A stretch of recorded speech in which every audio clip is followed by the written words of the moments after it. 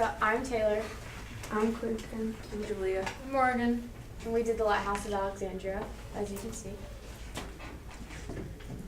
Alright, so this is kind of just a review of the history of it. It took about 20 years to build, and it was authorized to be built in around 290 BCE. It was built by Socrates of Knidos, and the point of it was to help guide sailors into port. It was located in Pharos, which is an island off of Alexandria in Egypt, and it was destroyed in 1303 by an earthquake. And that's some of the ruins. And that's what it would have looked like if it was still standing. These are just our structures individually when we had them in Tinkercad.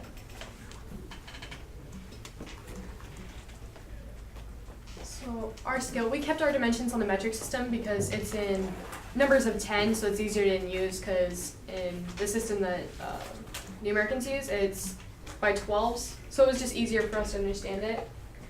The original measurements, they were already in the metric system, the way that we found them, so it was easier for us to just leave it in the metric system and just scale it down. The shapes we used for the base, we use a pyramid and we just cut off the top. For the middle tower and columns, we used an octagon right there, and we used columns to hold the top. And then for the cone, which is the top part, we just used a cone.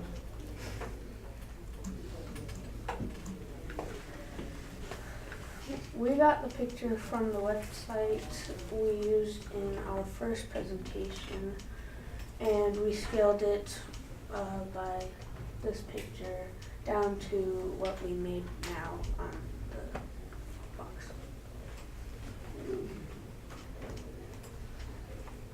How we did it is by the dimensions were already in the metric system, like Morgan said, and we didn't want to change them because it was much easier. So we tried to figure out the size of each part to see how we can cut it in half and print it better. For the tower, we used a stretched out pyramid and we cut it off. For the middle tower, we used an octagon and columns, which was really good for the top part because it had a bunch of those columns in it. For the roof, we tried to have a cone, and we tried to shrink it down to make it look realistic above columns. So these are our actual measurements that we use in Tinkercad, but after we did print it the first time, it didn't really work, so we had to double the sizes. So the base, which is this part, the width of it was 75 millimeters, and the height of it was 75 millimeters. We tried to scale it as equal as possible, and the tower and the columns is basically the octagon and the columns is 34 millimeters and 82.74 millimeters, including those tiny little columns. And the top covering was 20 millimeters, and the height was 4 millimeters, and it's the same.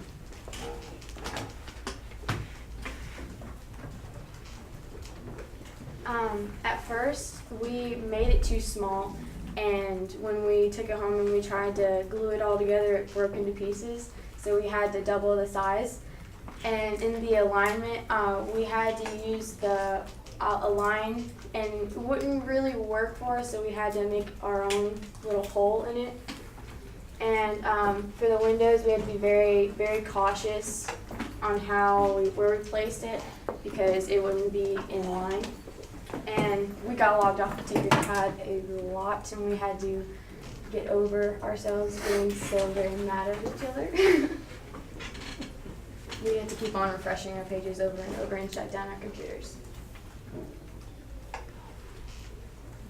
So this is the picture of our final product, which is right here. It turned out really well. It turned out the way that we wanted it to be. Some of the columns did end up breaking off still, even though we had printed it 2 times bigger.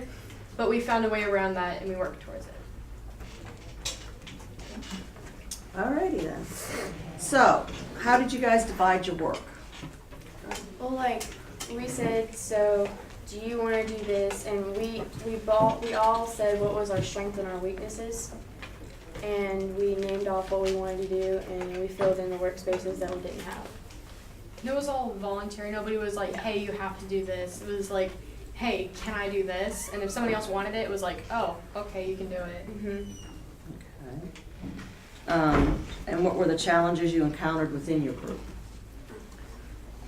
Be honest, no hurt feelings. There's gonna be challenges and there's gonna be accomplishments. Maybe communication. Yeah, communication. Because sometimes one person would be doing the same thing as the other person, and they would argue back and forth of Yeah. who would do it and who would not. There was also disagreements on like what we should use to build the structure, Yeah. like what shapes and what sizes.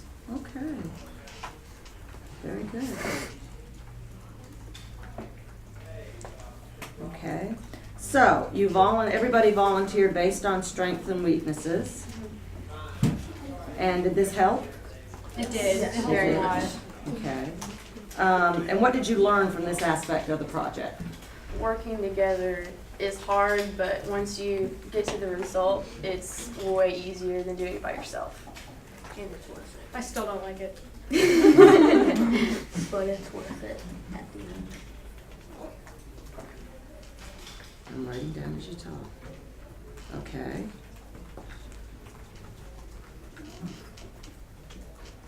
All right, so now we're looking at the summation. What does this thing tell you that you built?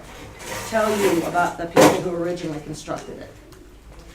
It had been very technologically advanced in order to be able to build something so big. More so than you thought they would be? Yeah. Yeah. Because at the time, I mean, We thought they were just putting things together just to do it, but there had to have been like a lot of planning because it took them 12 years to get all the resources to build it and then start building it. and then It start took building 20 it. years to complete it. So there had to be a lot of planning, a lot of stuff going on in order for them to be able to do it. That's a good point. 12 years planning, 20 years building? Yes. What does that tell you about the government? It had to have been pretty stable. I mean, They were around for 20 years at least, right? yeah. Well, 32. 32. Yeah.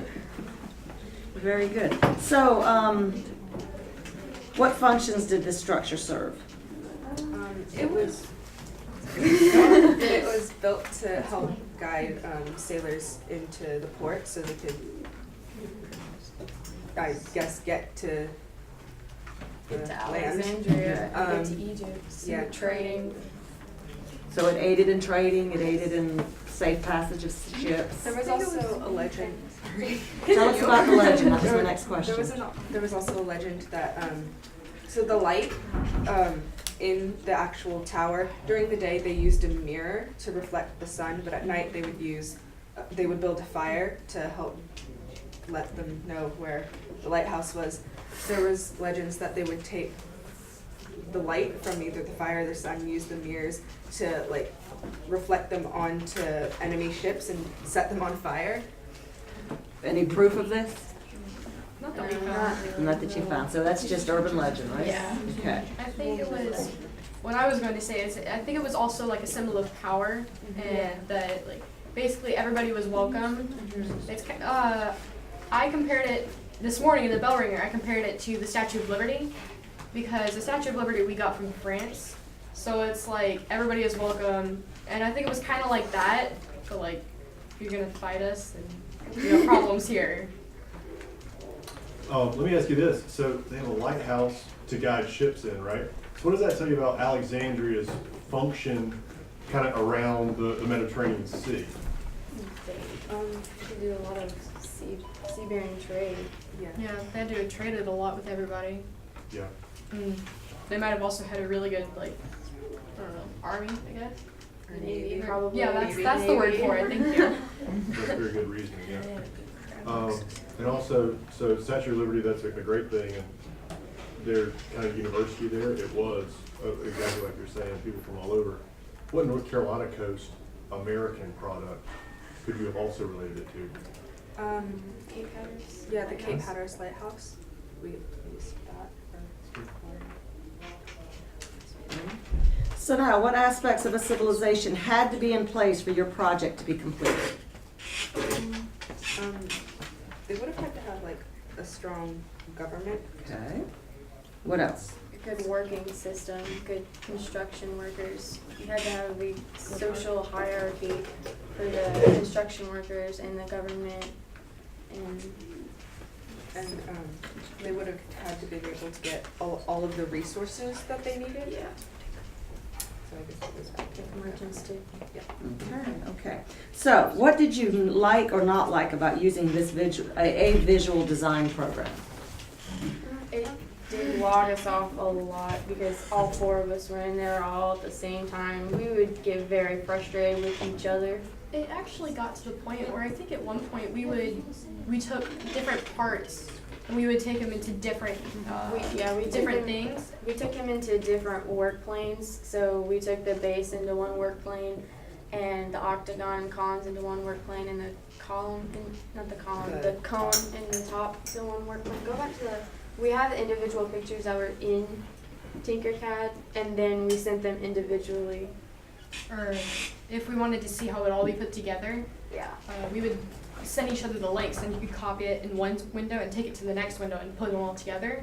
So that's how we got the picture of all of them put together. Yeah. And did it work better doing it that way? It did. It logged us off a whole lot less. Yeah. It was good. So you had to learn to manipulate the system, the program itself, to benefit what you needed it to do. Yes. Okay, what would you do differently in the second 9 weeks when you face the challenge of the second part of this project? Oh, there's more. I don't know if I would do anything differently. I think it all worked out really well for us. Yeah. I would try harder not to break it. Yeah. Again. Um. I think it turned out pretty well. And I actually like the people that I was working with. They're not as bad as most people. That's almost No positive, offense. Morgan. It's almost positive, yeah. Okay, so far, you think you've worked out all the kinks and the bugs? Yes. Okay. For the Okay, next one, are we getting different groups? Or can we stay with the same people? I haven't decided yet. Uh-huh. Okay, how does an understanding of math make 3D design easier? Oh, it makes it way easier. How? Because In like, order to go ahead. In order to like get the right dimensions, you had to be able to do like basic math. Like you had to be able to scale it correctly, and like you had to be able to tell like if you needed to double it, this is how much you had to do. Like the math was pretty basic, but it turned out really well, and it makes everything a lot easier because it makes like It everything makes it more easier. accurate. makes it more accurate. So when we got those first dimensions, it looked huge in Tinkercad, so we had to scale it down, and we had to multiply everything and then divide it because we had to make it smaller, and then we made it bigger. But overall, if you knew the basic math, then I guess it made it pretty easy. It made it easier than not knowing how to multiply. All right, so now, what additional tools or resources, if any, do you think you'll need, did you think that you needed with this project that you didn't have? So we were actually going to wire it up so that there would be a light inside, a little LED light. But it turns out I didn't have the connector that I thought that I did, and I didn't have time to go and get it because I would have had to order it online. So if I were to do something like that again and I were to put the light inside, I would have to get the right connector. So you need a little electronic components Yeah. for more realistic? Yes. Okay.